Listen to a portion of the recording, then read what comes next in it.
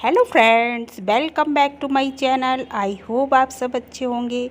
आज मई की 16 तारीख है और इस तेज़ गर्मी में आप अपने कोलियस के पौधे को किस तरीके से बचा सकते हैं, कैसे उसकी पत्तियों का जो कलर है उसको डल होने से बचा सकते हैं, कौन सा वो फर्टिलाइज़र है जो इस टाइम पर अपने कोलियस के पौधे को आपको देना चाहिए, इन सब चीज़ों के बारे में ही बात करेंगे। तो आइए वीडियो को शुरू करते हैं और आप सबके साथ शेयर करते हैं अपने कोलियस के पौधे को।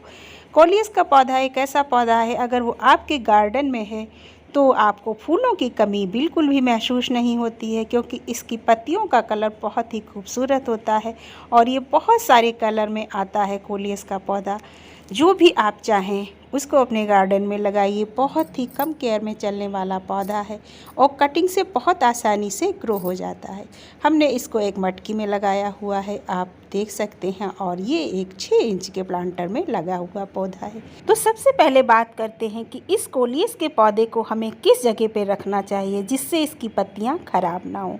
तो इस पौधे को अगर आपके यहाँ बड़े बड़े प्लांट लगे हुए हैं उनकी छाया में रख लीजिए, जिससे इस पौधे की पत्तियां बहुत ही अच्छी रहेंगी। जब उनको छन करके धूप मिलेगी, डायरेक्ट इसकी पत्तियों पर धूप नहीं पड़ेगी, तो इसका कलर वेरिएशन भी बहुत अच्छा रहेगा पत्तियों का, और आपका पौधा अच्छे से ग्रोथ भी करता रहेगा।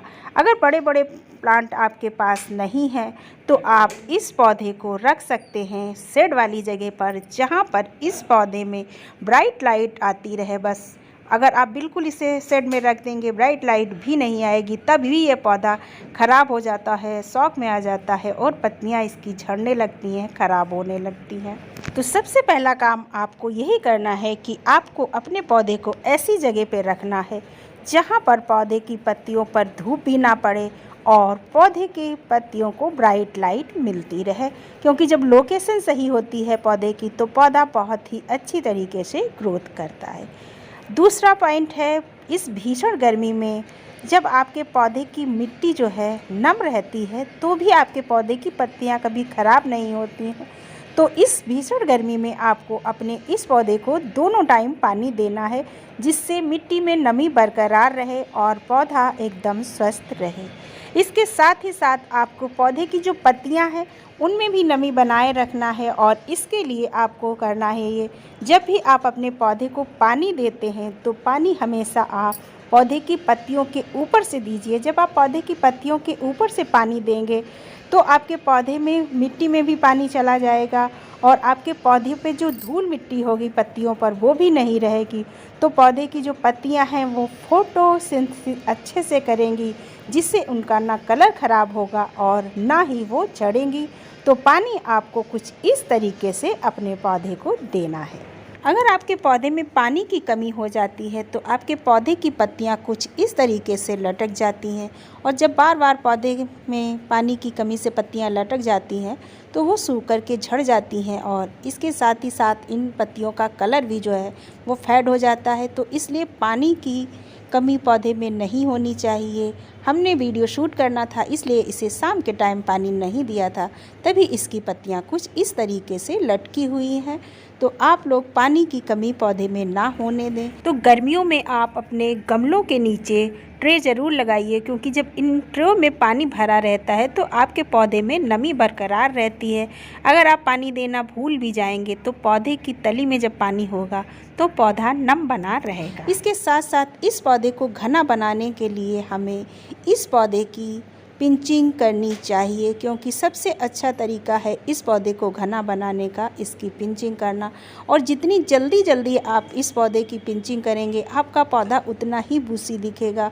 वैसे इसकी अगर आप थोड़ी टाइम बाद पिंचिंग करेंगे तो इसकी ब्रांचें लंबी हो जाएंगी और पौधा तब भी आपका घना होगा, लेकिन वो उतना सुंदर नहीं लगेगा जितना जल्दी पिंचिंग अगर आप करते रहेंगे तो लगेगा। हमने आपसे शुरू में कहा था कि हमारे पास 2 पौधे हैं और दोनों में अंतर है, तो इन दोनों पौधों में यही अंतर है कि एक पौधा हमारा हमने जल्दी पिंचिंग की है तो वो काफ़ी घना है, और दूसरे पौधे की हमने थोड़ा रुक के पिंचिंग की है तो उसकी ब्रांचें लंबी लंबी हो गई हैं और वो देखने में उतना अच्छा नहीं लगता है जितना कि ये वाला पौधा। कोलियस का पौधा ऐसा पौधा नहीं है जिसे आपको महीने में एक बार खाद देनी पड़े। ये ऐसा पौधा है जिसे आप 2-3 महीने में एक बार फर्टिलाइज़र देंगे तो भी आपका पौधा बहुत अच्छी तरीके से ग्रोथ करेगा। फरवरी के महीने में हमने इसमें फर्टिलाइज़र दिया था और अब मई का महीना आ गया है। इसे एक बार फिर से फर्टिलाइज़र अगर आप दे देंगे तो पूरी गर्मी आपका पौधा बहुत ही हेल्दी रहेगा।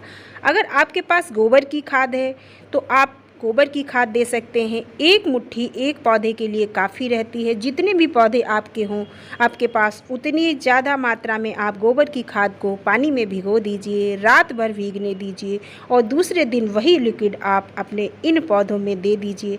फिर देखिए आपके पौधे की ग्रोथ कितनी अच्छी होती है। पूरी गर्मी आपका पौधा स्वस्थ रहेगा।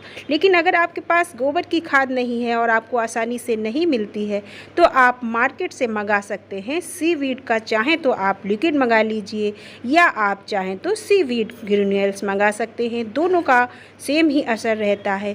उनको पानी में भिगो दीजिए। अगर आपके पास सीवीड ग्रेन्यूल्स हैं और लिक्विड है तो पानी में डाल कर पौधे में दीजिए और इसको रात भर के लिए छोड़ना है। रात भर के बाद ये इस तरीके से तैयार होगा।